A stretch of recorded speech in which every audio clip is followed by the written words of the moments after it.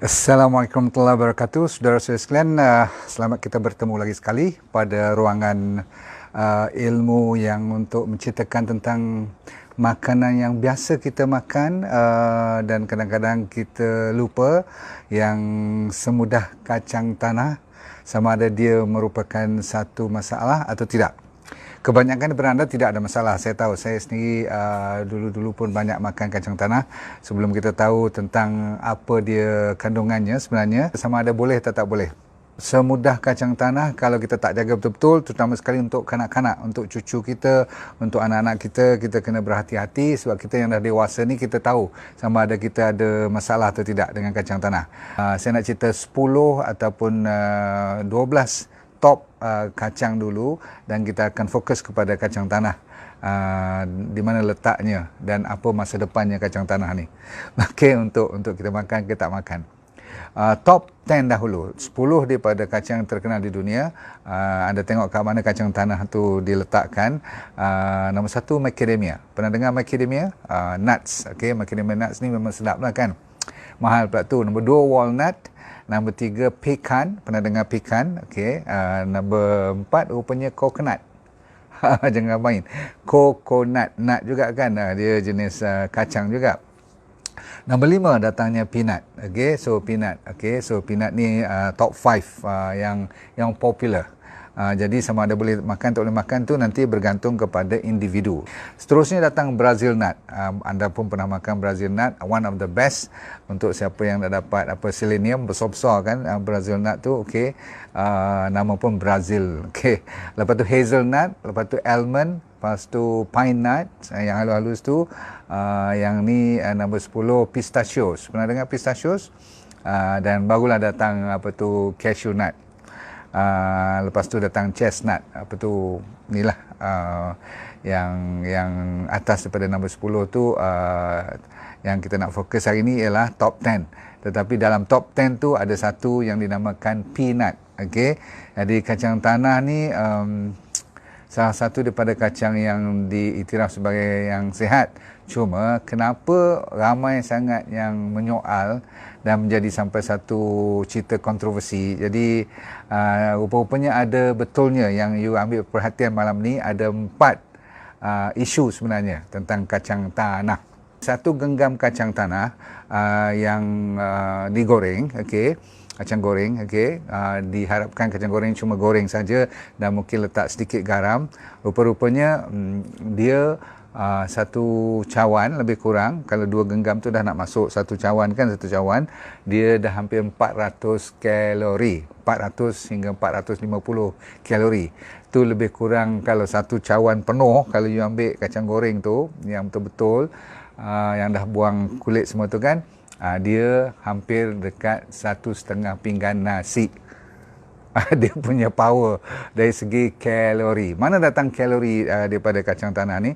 Datangnya daripada dia punya fat. Okey, dia tinggi dengan good fat, unsaturated fat lah, of course, sebab dia daripada legume. Sebenarnya nuts ni atau peanuts ni, kacang tanah ni sebenarnya dia bukan nuts sebenarnya. Dia sebenarnya hasil ataupun asalnya daripada family legume. Legume ni maksudnya macam soya, kacang parang, lentils kan, dal semua tu, kacang kuda semua itu dia punya group dia. Dia bukan sebenarnya nuts macam pistachio ataupun hazelnut, cashew nut tadi kan, ataupun macadamia nuts.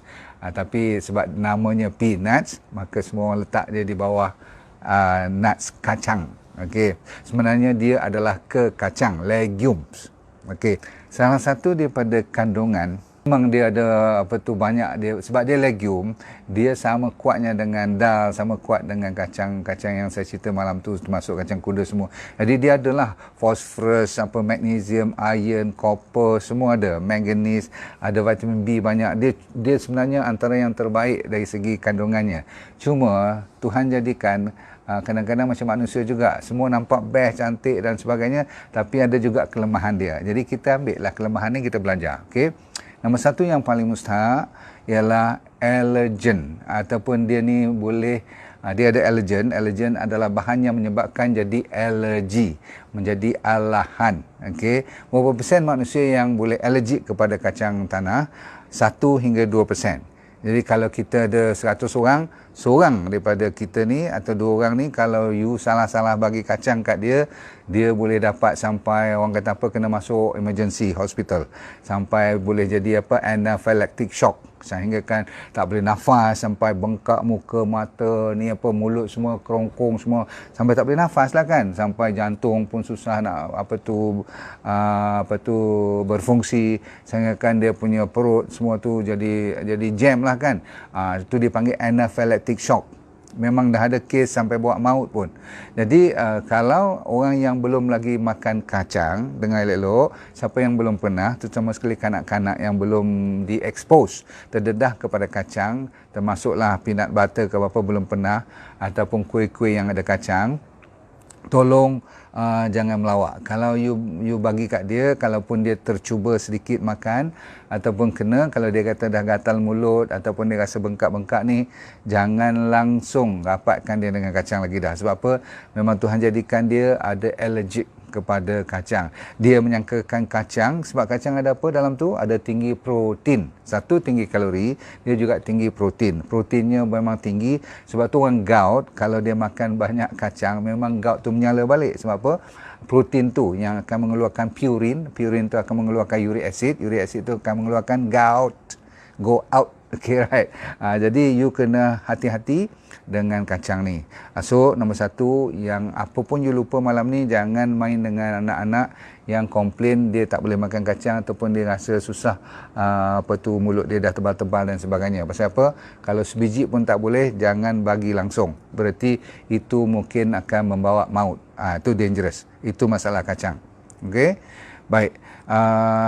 Nombor 2 ialah masalah racun ni. Racun pokok-pokok semua, kacang-kacang semua ni dia ada dia punya, orang panggil anti-nutrient. Dia ada, Tuhan bagi natural lawan serangga. Pokok tu sendiri, tanaman tu sendiri. Jadi kalau you tak basuh betul ataupun you tak rebus atau you goreng main-main saja, masih lagi raw, itu yang bahaya sangat. So kalau boleh, anda kalau yang nak makan sangat juga tu, kalau ada 2 pilihan, satu direbus, satu cuma goreng raw saja, ataupun orang panggil air fryer pula ni, zaman-zaman moden ni tak cukup. Dia mesti kena panas betul ataupun dia kena masak betul, kena rebus dahulu baru boleh makan. Macam semua jenis legume lah, kacang-kacang ni harusnya ditukar jadi yang dah boleh makan, ataupun dah kena panas ataupun direndam at least semalaman. Okey, itu masalah pertama ialah allergic. Masalah kedua yang saya tak galakkan you makan dan saya sendiri dah cuba kurangkan disebabkan bukan tak sedap.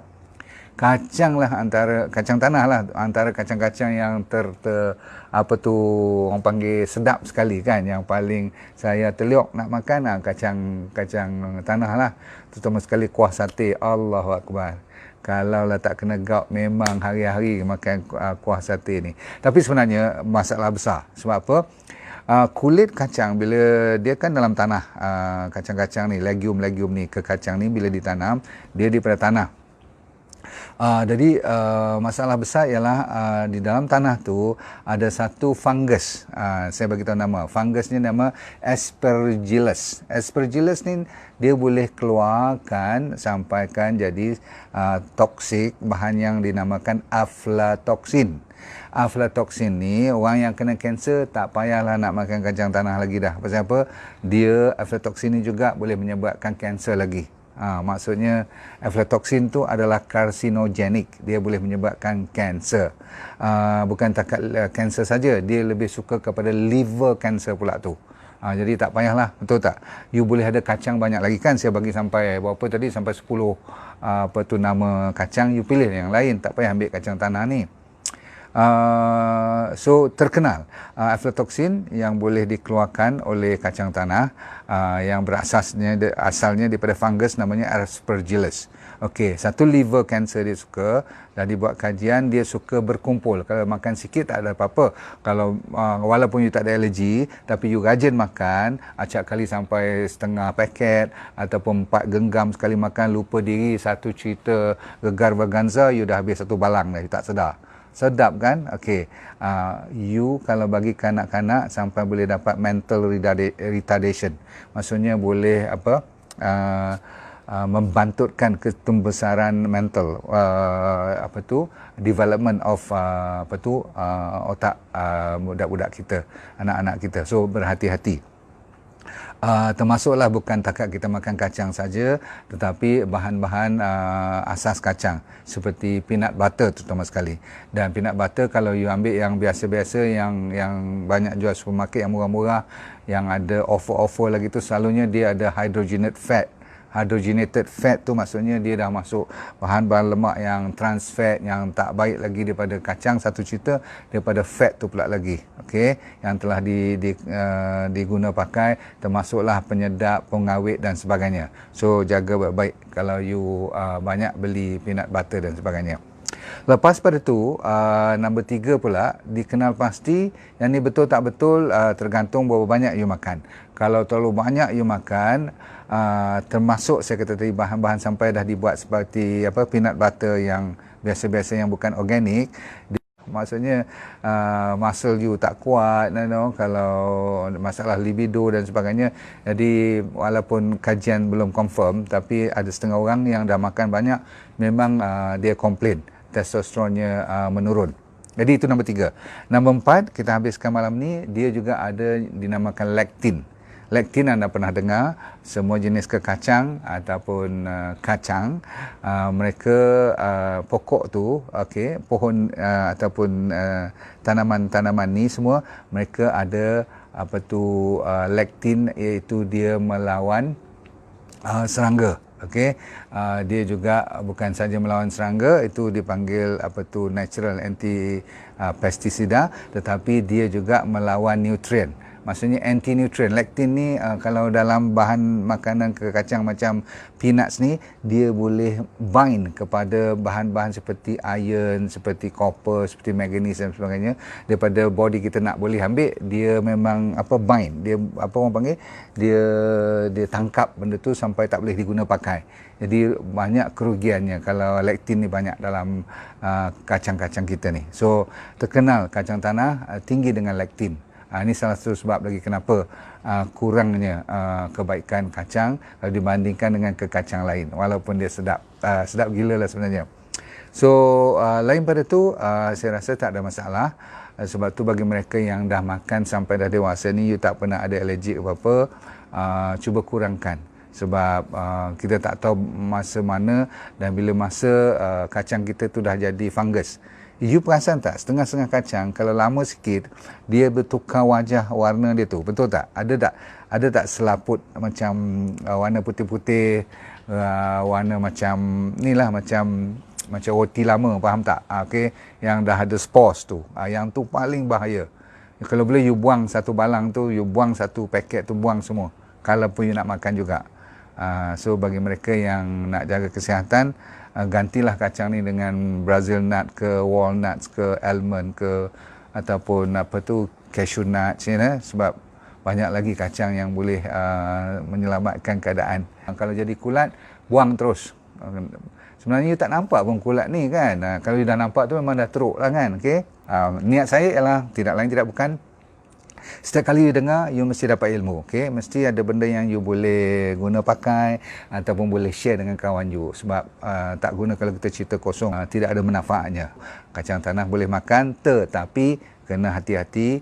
Dan siapa yang tak boleh, biarlah, tak apa, tak makan kacang tanah, tak mati pun. Tapi yang penting sekarang, make sure anak-anak, make sure dia orang tak allergic. Kalau dia orang allergic, jangan melawak. You tak pernah tengok orang anaphylactic shock, yang dah batuk-batuk semua tu, rasa keras ataupun rasa macam nak tercekik, rasa macam gatal tu, tak payahlah makan, berarti you ada alergi tu kan. Tak payah paksa, tak payah paksa. Banyak lagi kacang lain, try sikit-sikit dulu. Tarat boleh tak makan kacang tanah, boleh, tak ada masalah, cuma jangan terlalu banyak. Sebab apa? Dia legume. Legume tu kalau terlalu banyak sangat pun kadang-kadang dia boleh menyebabkan masalah hypo ataupun hyperthyroid. Dia thyroid ni kan sensitif. Alright, kalau apa-apa pun pastikan anda dah join D&D Academy. Selalu saya hebohkan D&D Academy sebab ini baby saya. Satu risiko, saya kata risiko yang saya ambil untuk mengeluarkan satu academy yang online. Maksudnya you boleh belajar online macam sekarang dan you boleh masuk, dan bila you masuk tu you dapat apa tu khidmat-khidmat perunding wellness doktor kita sedia melayan anda dengan baik insyaAllah. Dan saya akan bagi lagi program-program di bulan depan. Kita nak lancarkan satu yang dinamakan D&D Well for Life program. Dulu saya buat program Zoom saja, maksudnya you datang 2 jam program sikit-sikit, kita buat 2-3 jam tu you boleh belajar ilmu, lepas tu you practice, you dah dapat manfaat. Tapi sekarang saya nak buat yang 90 hari punya, nanti saya hebahkan, you boleh masuk dalam program tu. Saya bukan nak janji apa, saya gunakan perkataan insyaAllah. Apa penyakit pun kita cuba bantu. Saya ulang, saya cuba bantu sehinggakan you dapat reverse semaksimum mungkin dalam masa kita buat program 90 hari. Sama ada you dah berpenyakit, terutama sekali yang belum berpenyakit. Saya nak fokuskan kepada prevention. Tahu prevention tak? Sebelum sakit. Sebab ramai orang fokus bila dah sakit. Sebab tu saya buat program Goodbye Diabetes lah, Goodbye Cancer lah, Goodbye Obesity, semua. Sebab you dah kena, baru nak kata goodbye. Sekarang sebelum goodbye, kita welcome dulu. So program ni ialah nak welcome, nak kita meriahkan ramai rakyat kita supaya boleh pegang program yang dinamakan Well for Life. Maksudnya dia boleh sihat walafiat insyaAllah sepanjang hayat. Ada caranya, kita akan ajar you dalam masa 90 hari. Saya akan hebahkan nanti. Dan kita mulakan dengan cuma 3 helai rambut saja untuk kita buat dia punya analisa, nak tengok you punya asas dulu, apa kekurangan you, apa racun dalam badan you, apa heavy metal dalam you. Kadang-kadang kita tak tahu kan, zaman moden ni dah ada teknologi yang cukup advance yang saya dah import. Dia punya alat tu daripada Germany. You boleh ambil 3 helai rambut, ada tempat yang mana saya suruh you hantar nanti, dan kita analisa pada you, kita discuss daripada situ dan kita improvekan. Sebab kadang-kadang kita tak tahu, yang saya duk cakap banyak-banyak ni rupanya B12 lagi tak cukup, ada vitamin apa lagi satu baru ni kan. Kalau saya tunjuk nanti saya punya result kan, pelik-pelik ya. Ada satu jenis mineral yang saya ingat saya dah cukup, rupanya tak cukup lagi. Lepas tu ada satu lagi yang toksik, bahan-bahan toksik. Kalau katakan kita ada gigi-gigi yang hitam kan, amalgam semua ni kan, yang tu pun dia boleh tunjuk dia punya result kat situ. Macam mana nak join D&D Academy? Senang aja. Kalau ada partner yang introduce anda untuk join saya malam ni, you go through partner you. Kalau tak ada partner, barulah you go through, you layari dndacademy.my, www.dndacademy.my. Boleh? Okey, siapa yang partner ataupun kawan you yang dah jadi member saya, dah jadi ahli, you can go through them. Mereka boleh tunjuk jalan. Senang je, semua pakai online je sekarang. Okey. Terima kasih kerana sudi menyoal dan sudi ambil kira dan nak belajar lagi. InsyaAllah ilmu tak pernah basi. Pakai. Okey. Assalamualaikum warahmatullahi wabarakatuh. Kita doakan anda sihat walafiat. Jangan lupa share, boleh tak? Okey. Right. Thank you very much. Assalamualaikum warahmatullahi wabarakatuh. Bye. Assalamualaikum warahmatullahi wabarakatuh. Saudara sekalian, kita nak ajak you masuk D&D Academy. Kenapa? Nombor 1, you bayangkan ilmu yang saya dah buat lebih kurang dekat 2 tahun ni, dah lebih 200 over YouTube punya video, you akan dapat yang telah dieditkan. Nombor 1. Nombor 2, you akan dapat semua premium program seperti Goodbye Diabetes, Goodbye Obesity, Goodbye Cancer pun, Goodbye Stress, dan kita nak buat banyak lagi, Goodbye Arthritis, ada 12 Goodbye nanti. So anda akan dapat dari semasa ke semasa. Nombor 3, you akan dapat berkonsultasi dengan doktor-doktor yang ada hampir 30 seluruh Malaysia, yang dipanggil wellness advisor. Semuanya para doktor medical. Dan nombor 4, you akan dapat apa saja ilmu yang terbaru dan produk-produk terbaru yang saya akan cerita kepada anda. Tapi nombor 5, dengan menggunakan satu jari aja, you boleh share dengan kawan you bila dia beli atas platform kita dndacademy.my, dndacademy.my, you akan dapat imbuhan 3 kali. You sendiri beli dapat, kawan you beli dapat, dan kawan daripada kawan you pun dapat 3 kali. So, sambil belajar, sambil menjana pendapatan. Okey, saya berjumpa anda di dalam D&D Academy. Join sekarang. Assalamualaikum warahmatullahi wabarakatuh. Bye.